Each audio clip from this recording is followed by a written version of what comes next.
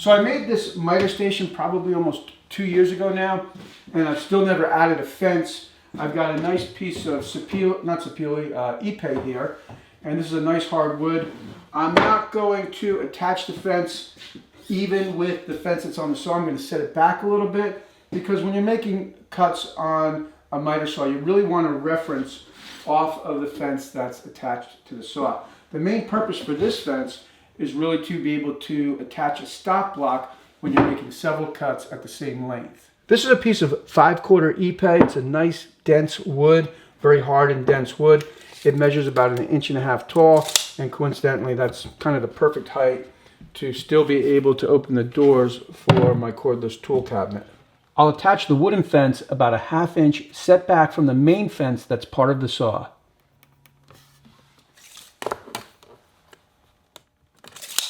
I'll use this aluminum straight edge to trace a line from mark to mark. So you can see how the fence is a little bit longer than my miter station worktop here. And I'm going to keep it long for the time being. We'll see if it starts to bother me. If I run into it or if I think it's in the way, then I'll cut it. But right now I feel like it's good to have a little bit of the extra length. Generally I don't cut things that long when I'm using a stop block. But for those rare occasions, maybe it'll be nice to be able to clamp a stop block out here, because there's still plenty of room on the surface to support the material.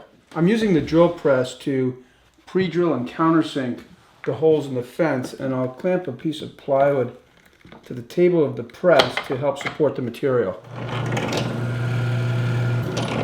Really easy to break a drill bit using a Ipe.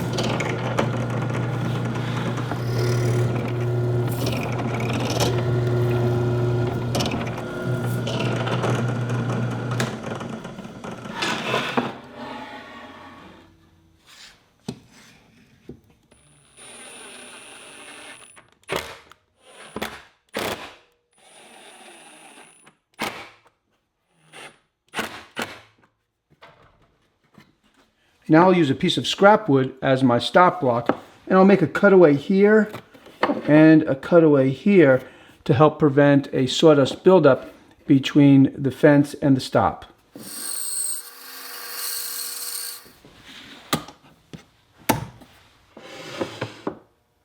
I should point out that I set the fence back a little less than 1/2 inch, closer to 3/8, and that allows me to use a piece of scrap 1/2 inch plywood as a spacer if I need to make shorter cuts.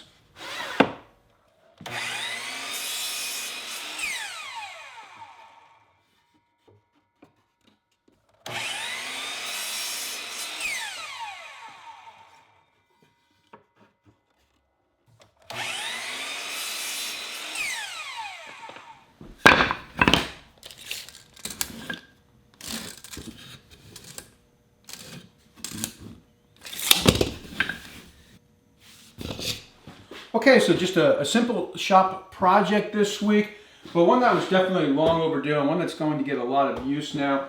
You'll see me using it all the time. This is similar to the setup that I had on my miter station before I built the new miter station, and it works great. It's not very fancy, but it definitely does the job. On another note, earlier today I was at Mountain Lumber picking the material for my next project, which is going to be an outdoor table that's going to be about 8 feet long by about 30 inches deep. And originally I was going to use Ipe for the top, but after talking with Buzzy at Mountain Lumber and doing a little research on the internet, there's really not a great way that I can find to glue the boards together.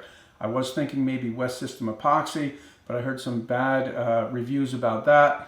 So I decided to go with sapele, which is a beautiful wood, and it's also a good choice for exterior projects.